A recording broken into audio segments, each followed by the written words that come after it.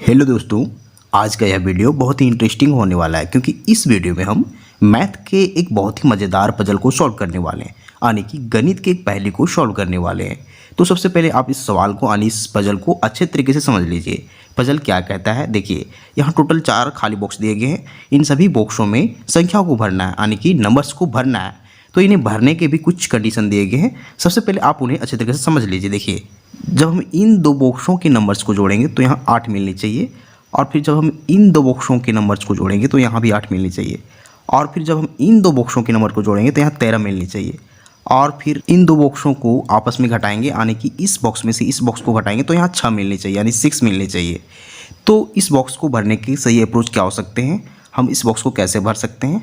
तो देखिए, अगर आप इस पजल को पहली बार देख रहे हैं तो हो सकता है आपके मन में एक सवाल आ सकता है कि पहले एक किसी बॉक्स को भरा जाए और उसके अनुसार फिर चारों बॉक्स को भरा जाए।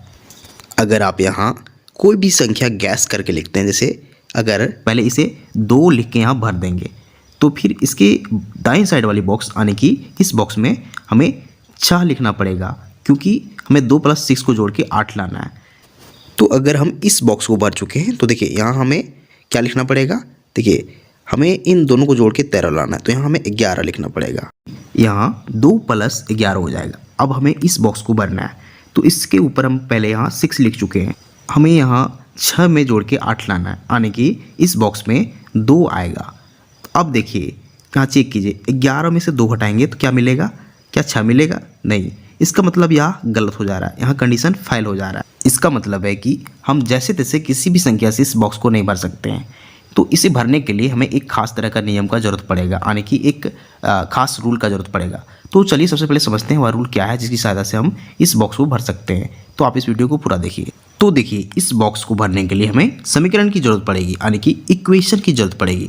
तो सबसे पहले हम लोग इक्वेशन को बनाएंगे, यानी समीकरण को बनाएंगे। कैसे बनाएंगे, देखिए इन सभी खाली बॉक्सों में हम वेरिएबल्स को डाल देंगे, अलग अलग चरों को डाल देंगे। तो आपको बता दें कि वेरिएबल्स क्या होते हैं। वेरिएबल्स वे होते हैं जिनके मान निश्चित नहीं होते। जैसे आप मैथमेटिक्स में पढ़े होंगे कि X Y Z A B C सारे वेरिएबल्स कहलाते हैं।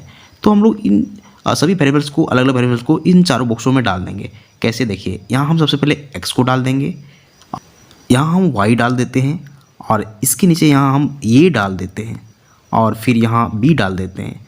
अब हम लोग इन चारों बॉक्सों को अलग अलग वेरिएबल से लिख चुके हैं। अब इसकी सहायता से हम लोग समीकरण बनाएंगे। कैसे, देखिए सबसे पहले यहाँ ध्यान दीजिए, यहाँ x + y = 8 है। तो सबसे पहला समीकरण हो जाएगा x + y = 8। इसे हम लोग नाम देंगे समीकरण 1 का। अब सेकेंड समीकरण कैसे बनेगा, देखिए x + a = 13। यहाँ हम लोग लिखेंगे x + a = 13। यह हो जाएगा समीकरण 2। फिर यहाँ अगला समीकरण कैसे बनेगा, देखिए y + b = 8।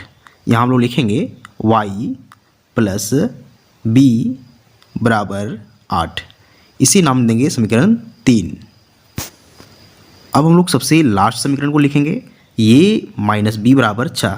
यहाँ लिख देंगे a - b = 6। ये हमारा चौथा समीकरण हो जाएगा।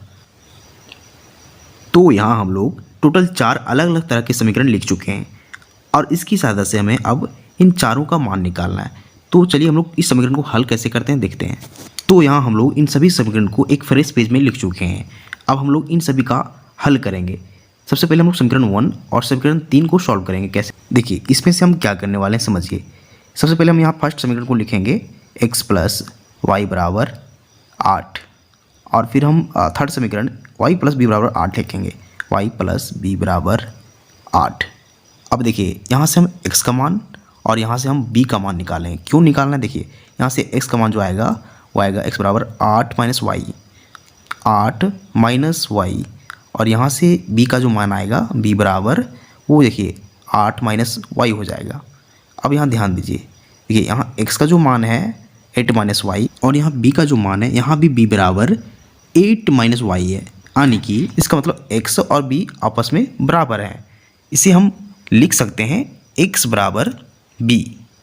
ये हमारे लिए बहुत बड़ा रिजल्ट है, यानी कि एक बहुत बड़ा परिणाम है। इसकी सहायता से हम इन सभी समीकरण को आसानी से हल कर सकते हैं। तो हमें यहाँ मिल चुका है x बराबर b। इसका प्रयोग करके हम समीकरण नंबर 2 और समीकरण 4 को सॉल्व करेंगे।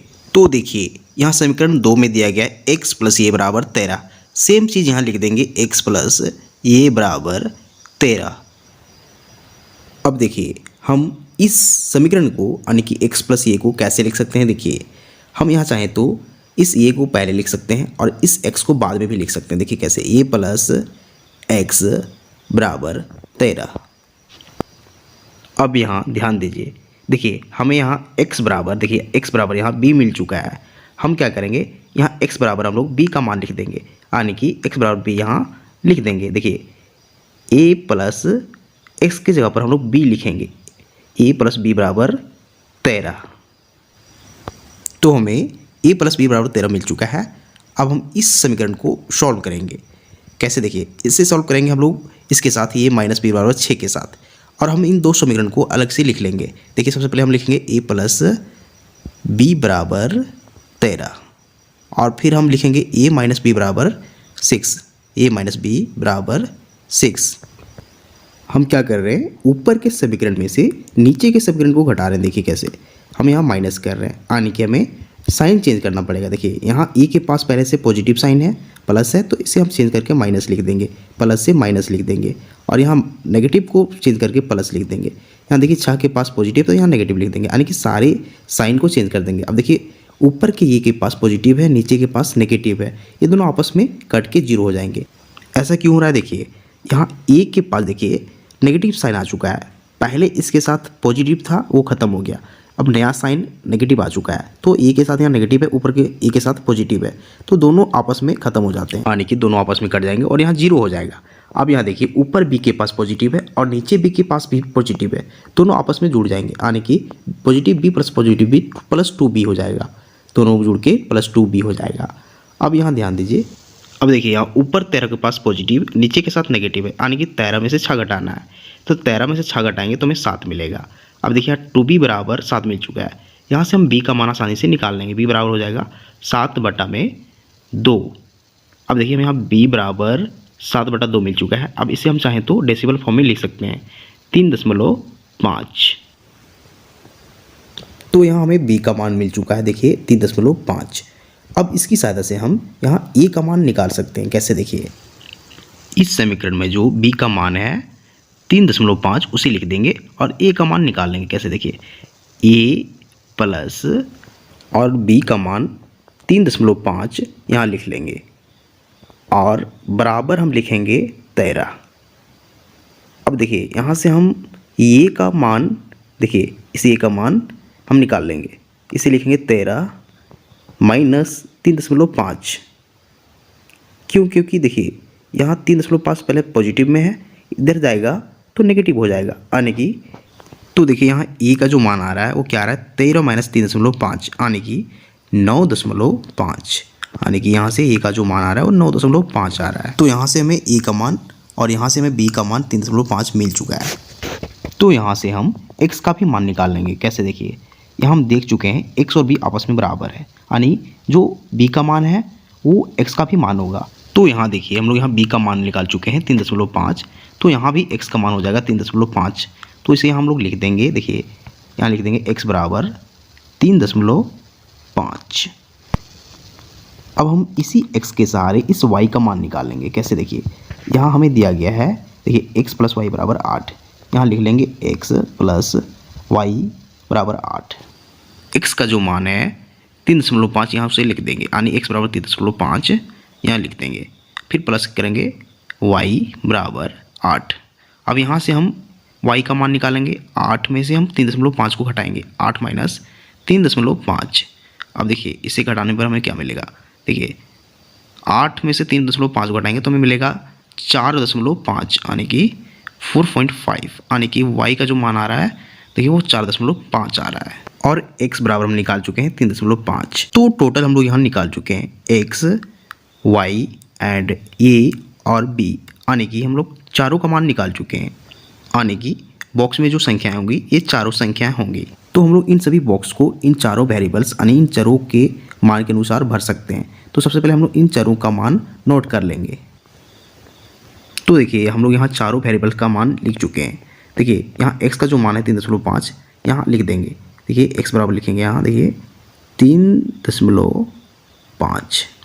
फिर देखिए y का जो मान है 4.5 यहाँ लिख देंगे 4.5। फिर देखिए यहाँ a का जो मान है 9.5 यहाँ लिख देंगे 9.5। फिर b का मान जो है 3.5 यहाँ भी लिख देंगे। अब हम लोग इसे चेक करते देखिए यहाँ 3.5 और 4.5 को जोड़ेंगे तो हमें 8 मिल जाएगा। इसका मतलब है कि यह सभी कंडीशन को संतुष्ट करता है। तो हमें x, y, a और b का मान मिल चुका है, यानी कि इस बॉक्स में क्या भरा जाएगा, किस संख्या को यहाँ हम लोग लिख सकते हैं, सभी संख्याओं को निकाल चुके हैं। तो ये तरीका बहुत ही डिटेल में बताया गया है। तो अगर आपको वीडियो पसंद आता है वीडियो को लाइक कीजिए एंड चैनल को सब्सक्राइब जरूर कीजिए। Thank you.